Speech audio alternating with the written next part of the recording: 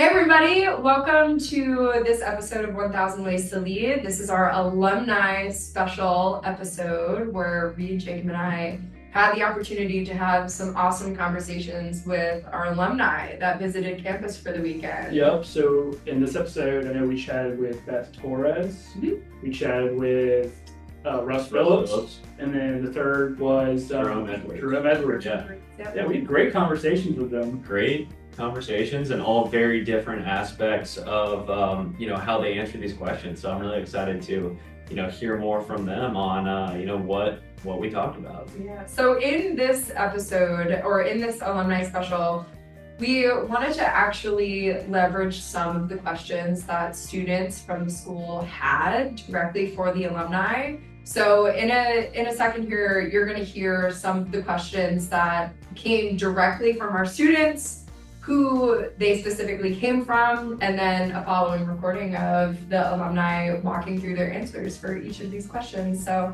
I feel really fortunate that we were able to act as the conduit from directly connecting some of our students with alumni. And I think that just speaks to the community aspect of Owen and how willing people are to help one another and guide one another as we progress in our careers and professional lives and all that good stuff. Yep. Some very thought-provoking questions and some really insightful answers from the three alumni. So ready for us to get into it. Yeah. Let's get into it. Part one. Okay, first up, we're going to hear from Beth Torres. Well, we appreciate you coming here and spending some time with us and taking some time away from the brunch. I'm sure they've got a great layout over there. I think we're going to start with one of the harder questions here. Bree, did you have one you wanted to kick off? I do. And I think that this will very play in nicely to the fact that you're working with so many people, your team, on a day-to-day basis. This question is from Matthew, who is currently at MMark. And he wanted to know, in what ways did Owen prepare you to identify strengths in others and cultivate their strengths when they're working in teams? I think Owen really focuses on teamwork and that collaborative spirit that we have inside this building. When you're an executive MBA, you get a study group, and my study group was the same for 2 years. And so you really learn what made people tick and what made people successful and where they struggled and how to help each other. And that was a great play period for us to then take it out to the real world and say, now I can see it. Right? It taught me about different personalities, different strengths, challenges, communication styles. All of that was practiced inside here, and we get to use it every day. That's awesome. Yeah, I think it's a more delicate than people would initially perceive, like really teasing out what is something that drives this person and how are they intrinsically motivated. There's a nuance to understanding that, and I think understanding that nuance in itself develops the ability for people to become really close in that sense. Like, I know the people that we've worked with over the past, now like year and a half, I feel like very personally tied to them now because they have that deeper understanding of what does drive me, and vice versa too. There's also like the notion of like, do you adapt your style to your team and their individual needs, or do you have them try to adapt to your style because you know what your strengths are better than anyone else? Like, do you have them try to come work in the way that works best for you, or do you recognize, hey, I need to work a little bit differently with this group of people? If you're doing it well, you're doing it both ways, right? And part of what you were talking about is you learn about yourself through this process. Mm-hmm. And so you learn your strengths and when you're challenged. And I think that makes you an empathetic leader if you're paying attention. And you see that everyone has things that they're struggling with and things they're doing well. So if you're working through this Owen program well, you're changing yourself and you're learning how to adapt to other people, how to motivate them to see what you've got. Yes, I love that, Beth. Yeah, and just kind of going off of that, we had a question from Riley, who's a first-year MBA. Hearing about that empathy that you spoke about, what is one thing, is that something that you learned while you were at Owen? Or was that something that you learned after Owen? What is one thing that you wish you had have known or learned while you were at Owen here when we were in our shoes? So I think the thing that I learned a lot of things at Owen outside of the classroom, right? Inside the classroom, the thing that moved me the most was I was sitting in this room with experts, right? CFOs at major companies, CMOs, all these C-suite people, and they had questions. And there's this freedom when you see people who are experts asking questions that you realize, I'm not a finance person, so I can totally have questions. And that ability to be vulnerable, to be open, take the risks of raising your hand and saying, I don't understand what's happening, that has paid off in spades, because now I can be in any setting and know it's okay to ask questions. I also learned human capacity. So I joke, these 2 years that you're here, you're busy. And if you're doing it well, you're very busy. You're doing all the things, getting involved in everything. And so when you get out into the real world, you know you can do more all the time. Right? There's this moment that you go, yeah, I did this for 2 years and it's hard. I can do this hard thing. And so that is one of the things I wish someone had prepared me for here, that it's temporary, that you'll use it again. Yeah, that's awesome. Yeah. We're feeling that a lot, Yeah. especially the second year year. trying. Like, we know what we're doing post Owen now. It's like, how do you make the most of your time at Owen the next several months? You know, it's pouring into those opportunities such as this podcast. Yeah, and I think it's important to like be okay with that vulnerability too when you're taking those classes you've never taken or learning about subjects you've never heard about before. When you come into a business school, you almost think like, oh, I should know everything already, or I should understand these like very minuscule accounting terms that you expect everybody else to already know. So I've been live. Yeah, there's a beauty in being uncomfortable. I'm in this class now that it's full of NSFs, so like younger 23 finance people, and I am sitting there like, guys. And the way that asking and showing vulnerability to those individuals, where like maybe I'm sitting in a perspective where like, oh, I feel like I should know this already, has, to your point, paid off tenfold. And then I would also say that feeling you're having right now, like how much can I do? Your time at Owen doesn't end after these 2 years, right? The people that are here this weekend are here because we're giving back and we're still involved. So I encourage you to remember that. I mean, like it does end after 2 years. You're part of this Owen game for the rest of your life. Right. And so there's an opportunity to try new things and do this over and over for the next few years. We were texting back and forth last night talking about wanting to come back and teach in some capacity. So I think that's definitely the aspiration. So it's encouraging. But Beth, thank you so much. This was awesome. Yeah, this was I really great. appreciate Nice the to time. meet you. It's nice to meet you. I'll have a good alumni weekend. Next, we'll hear from Russ Phillips. So yeah, I'm Russ. Graduated the full-time MBA program here in 2004. I've been in banking pretty much since I graduated in various roles. Started out in leverage finance, so debt capital markets. Did that for a long period of time. Did some relationship coverage for a little while, and then I've been back on the leverage finance side for the last 10 years. So we're based out of Charlotte. Great. Awesome. Well, we're happy to have you here this weekend. Yeah, thank you. Yeah, it's been great. Yeah, thanks for coming out. So this question is from Emma. She's a second year MBA as well. Just, I think that's the one we were all thinking. And Emma's question is, if you had someone that is a student now approach you and ask about planning for their own career development and the path that they eventually are going to walk, how would you go about coaching that individual? And is there any kind of strategic advice you would tell them to pay attention to or to start thinking about as they're trying to carve their own path out? So this is like a current student type looking for advice. Mm-hmm. I guess the thing that comes to mind is, in seeing the twists and turns that my career has taken, is don't get hyper-focused in business school on this is definitely what I want to do for the rest of my life. And so take every advantage of the other opportunities. So in my example, when I was here, I always thought I was going to have Chris's job. I always thought eventually I would become a CFO. My dad had been one. And so banking was going to be an ends to a mean. And it didn't materialize, and for better or for worse, I think it's been a better story. But when I was here, I took a lot of HR classes because I thought that is actually going to be a responsibility if I ever attain that role. Never have, but it has served me so well around taking compensation classes and staffing, other options. Because now, even though we're on deal teams, they're smaller, I actually manage our junior resources. And so having that skill set, even though it didn't serve me at the end that I thought I was going to, it served me super well. So I just feel like there's a ton of, I guess I would say in my experience, a lot of classmates who just I don't say myopic when it's negative, but like hyper focused on one area. And then that career ended up taking so many twists and turns, and they look back like, oh, I could have used some of the resources that Owen or other business schools had to offer that I just didn't take advantage of because I was so hyper focused on what I thought I was going to end up doing. Right, that makes a lot of sense. It sounds like try to stay as well-rounded as Absolutely. you possibly can. the resources here are incredible, and so make sure you take advantage of every and all of them. One of the things that I didn't take advantage of, and some of those time constraints, is that, and I think it's still the case, that as a Vanderbilt student, you have options to take classes at the other schools. Mhm. I wish I'd taken more advantage of that, to be honest. I mean, time constraints, it's hard, right? You're in your mod, you got your concentrations, you're trying to hit your thresholds and your hurdles, but that's one thing that I thought was really unique that I probably wish I had taken advantage of. Yeah. If you could have taken another class, what would it be? Oh gosh, that's interesting. That's a really good question. This is going to sound a little odd, but I think I would look at the divinity school and some of those classes, and some of that's more just a personal story than anything professionally. But I look back on that, and I'm fascinated by. I have friends that go to seminary who are now in ministry. Like that would have been, at least I would have looked at some of those classes Right. to see if there was. And a really short walk. I mean, I it's know, right it's over right there. I know. But yeah, I mean, the law school, other things like there are opportunities here. I think that Owen presents uniquely. Right. Cool.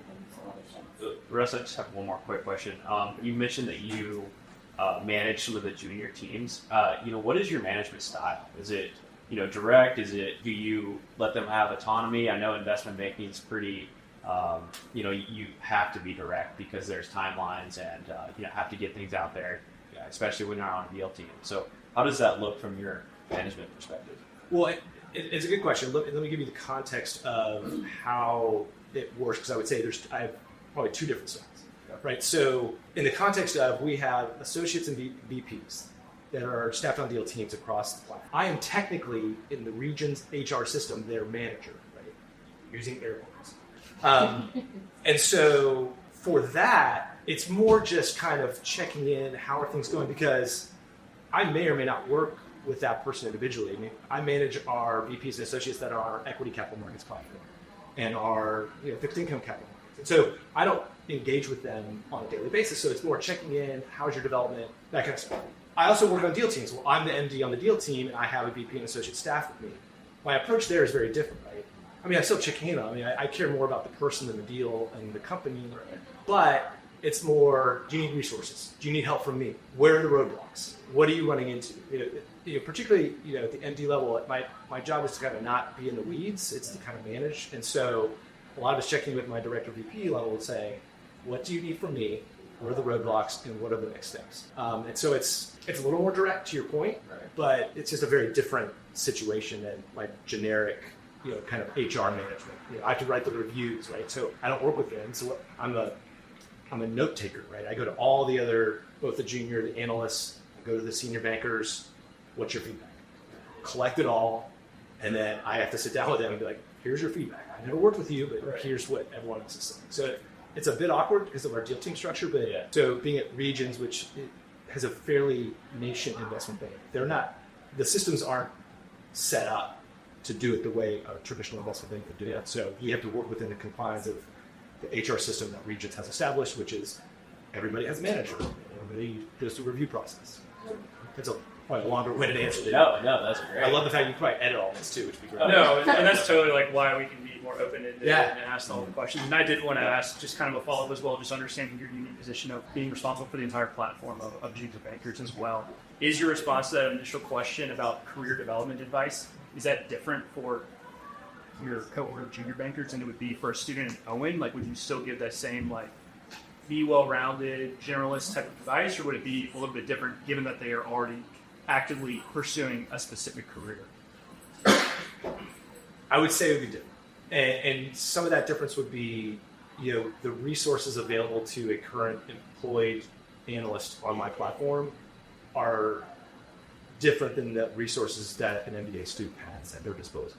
That said, I had coffee with one of our junior folks a couple weeks ago. What I challenge them on is, where do you want to be long term? And this is actually the same conversation my father had with me. And I was like an undergrad, but it's like, where do you want to be? And then backtrack on how you get there, right? What are the steps that you need to take to get to where you want to end up? And a lot, we hire very smart kids out of these really good schools. And a lot of times they don't know what they want. I'm like, that's fine. Like, there's twists and turns in anybody's career. But think about that, and then think of what are the steps to get there, right? If it's private equity, okay, what do I need to do? I have 2 to 3 years to kind of make my name here and then go out to the private equity? Is it private credit, which is huge now? I mean, it's developed over the last 10, 15 years. It's enormous. That's okay. How do I get there? So it's a little more focused. It's not as broad, but it also is, part of it is thinking about, and this was advice that I was given, it's like, if you want to get a job, what is that thing that they do the best, where you're going to get the most exposure? That's where you want to focus your time, right? And so this young kid I was talking to, he, I think, wants to go to private credit. I'm like, okay, you're going to have to immerse yourself in private credit deals because they're unique, and you just got to kind of immerse yourself in it. And Yeah, no, I appreciate that, Russ. Just going back to this weekend and coming back and seeing the building and some of your classmates, curious to hear, what was your favorite club or organization that you joined during your time here? oh gosh. Is that a good question? Did that require joining? That's great. You can join. So two answers. The significant others club, whatever it was, was actually very instrumental in just my wife and I's experience at Owen, for sure. She was working full time. I was in school.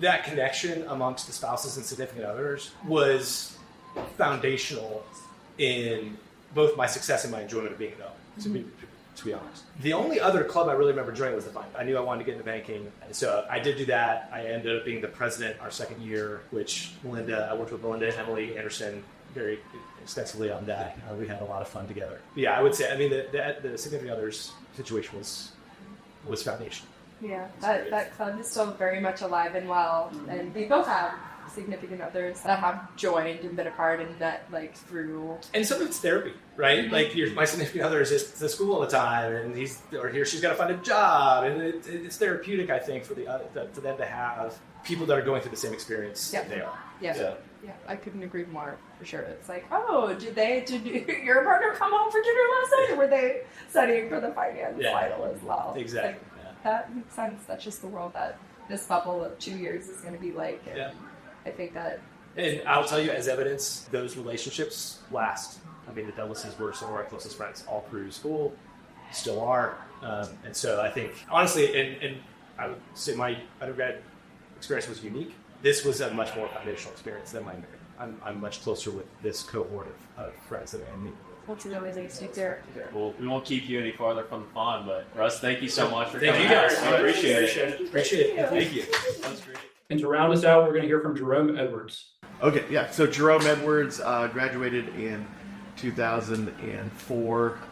I'm sort of a non-traditional kind of MBA because I didn't really come here to, a job. I was more coming here to learn how to write a business plan and learn how to put value around, the things that I was involved in developing as an engineer. As we were chatting before, I've really been in the same kind of field of innovation or field of business since I was 21 years old, which is like your car has a GPS system.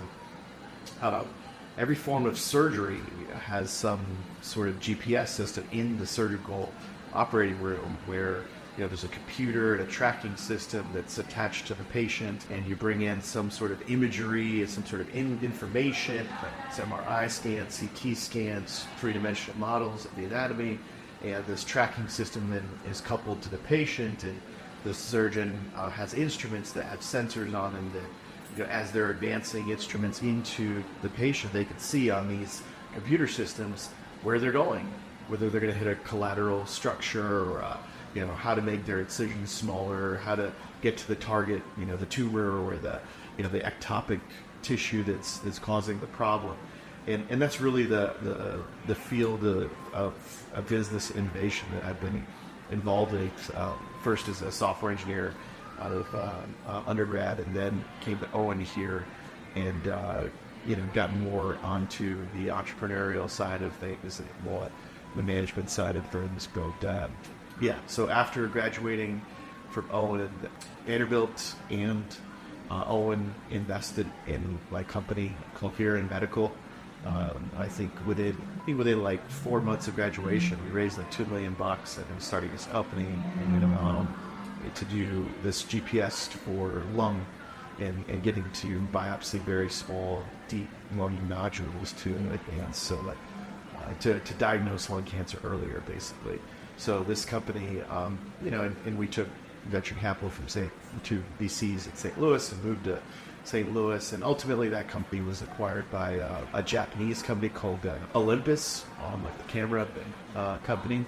So that's where it ended up, and now I'm working on, like I said, the same kind of GPS type concept, but for cardiac, for the heart, and a special condition called atrial fibrillation, where your heart, beats too fast, the top chambers of your heart fibrillate, or that can cause blood to pool and cause you to have a stroke. So our technology uses some AI to find the electrical sources of the heart problem, and then guides instruments to those spots to treat those patients. So that's yes.